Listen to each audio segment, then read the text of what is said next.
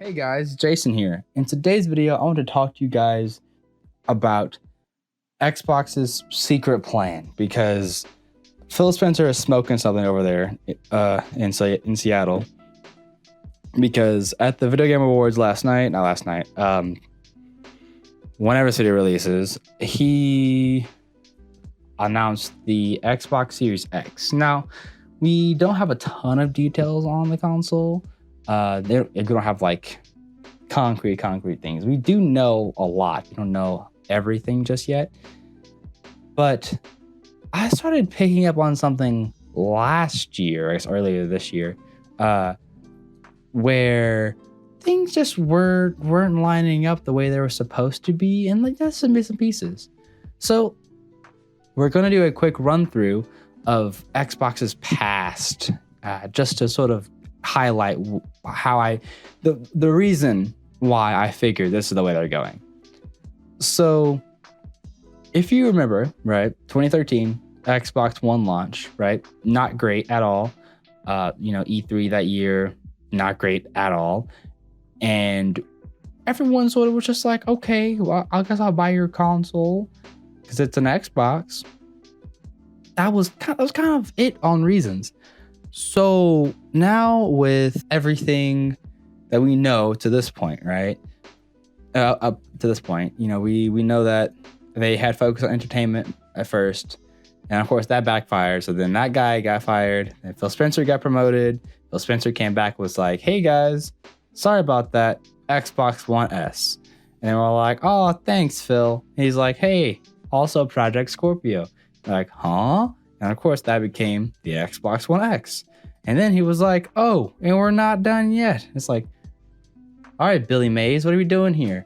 So then Billy Mays came out and it was like, so Project Scarlet. And we're all like, wait, what? And then of course you go like Halo Infinite. It's like, wait, hold on, slow down, Chief. And now you're basically caught up on the history of Xbox.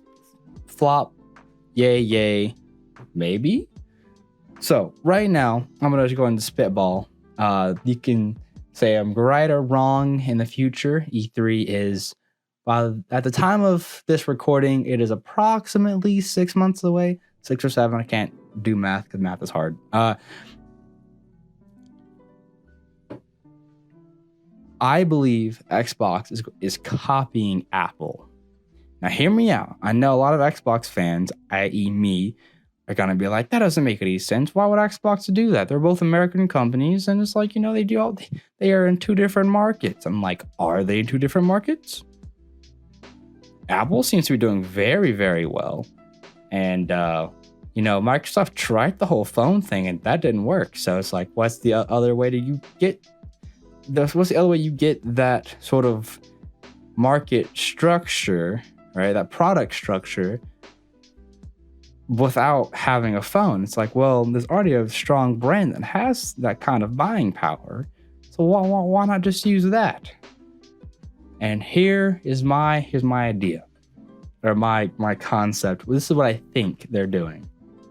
So when I say Xbox is copying Apple, what I mean by that is that they are going to lower the overall price of the other consoles, like Apple would with any new release of a phone. So the price of the Xbox One S all digital, I hate that title. It's a terrible title for a console, but it's fine. I think they're gonna drop that to $150 by like standard. I think they're gonna drop that to $150. I think they're gonna drop the price of the One S to $200, and then the price of the One X to $300. And then on top of that, they're going to sell the Xbox Series X at $400, which I know me saying that makes zero sense. And you're like, but this is a beefy console. You can't sell that kind of thing for $400. And then I would come back at you and say, so you think just because Apple can sell $1,000 phone that Xbox can't? Be like, hey, why not sell that kind of power but for less and in a nice looking box? Because I mean, that's what it is. And I know they don't want to lose money on the Scarlet, but that's sort of the reason why you bring down the price on the other consoles. The only adjustment I would probably make with my theory is that they are going to sell the Xbox Series X at around $500. I don't recommend them selling it at that price point because then you'll have all the comparisons to the Xbox One. And then I believe SkillUp made a tweet at some point in the past 3 days, I don't remember exactly when, saying that he thinks they might sell it at $600. And I don't think that's fair, at least in my eyesight.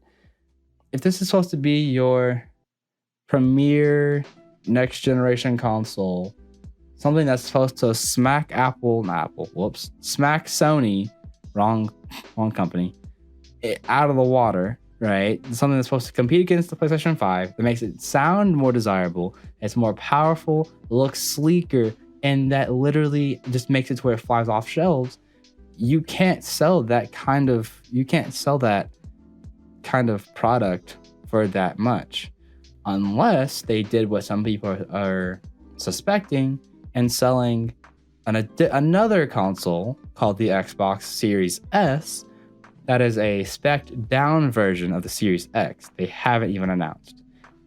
I don't know if they're going to do that. It would be kind of cool, but also the Xbox One X exists. So there's not a reason for them necessarily to release a console that's like in between the X and between the Xbox One X and the Series X. There's not really a reason to put a console in between there.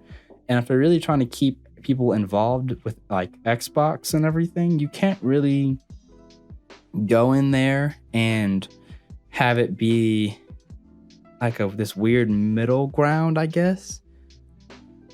I don't know how to explain it properly, but like in my head, I'm just thinking like you can't sell the Xbox One S, the S all digital, the X, Series S, and the Series X all at the same time.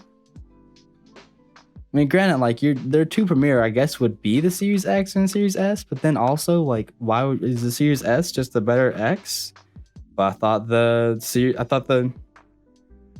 already getting tongue twisted. That's why I don't think they're gonna do that, because that doesn't make any sense. It doesn't make marketing sense to call something the Xbox Series S and then also have the Xbox One S still be for sale at Microsoft stores and Best Buys and stuff like that, unless you're planning on phasing it out, which also somewhat makes sense. But like, why would you phase it out? Like, it's one of your best-selling console. Well, not this generation. It's a well-selling console, and there's not really a reason. If you're trying to get people to here, okay, the way I can explain it is like this. I think their goal with all of this is to get more people playing Xbox and buying games from the Xbox game store. I think that's where they are trying to go. So by that same token, you would have to make it to where people have some form of introductory console. I would consider that to be the Xbox One S all digital, to get started. If they're not really into like disc-based games and like they have good internet and everything, they don't really need the disc drive. You get them started at that low price, and then you have the One S for if you need the Blu-ray drive, and then you have the X if you want some power, but you're not really gonna fork over that much money, and then you have the Series X for people who want to fork over that kind of money. That's what I can think of, because that brings the most games and Xboxes to the most amount of players without dividing the community at all, literally one bit. And then it makes it to where, this upcoming Christmas, you're gonna have a ton of people being more interested in buying an Xbox versus buying a PlayStation, because PlayStation has a better naming scheme. But what Xbox is trying to do is prepare for the future, and by naming it Series X, that lets everyone know that, hey, we got some more stuff coming down the pipeline, and calling it like Xbox One, whatever letter you really want, doesn't make any sense. And I honestly would rather them call it the Xbox 720. I've also seen that tweet. I think that's a better name for it than the Series X. But those are just my thoughts. Leave a comment down below if you agree with me, disagree. I don't know. Of course, I'm not like the Xbox expert or anything, but I definitely think that they have some ground to work with here, and this is going to be a great year for gaming overall. So thank you for watching, and I will catch all of you in the next one.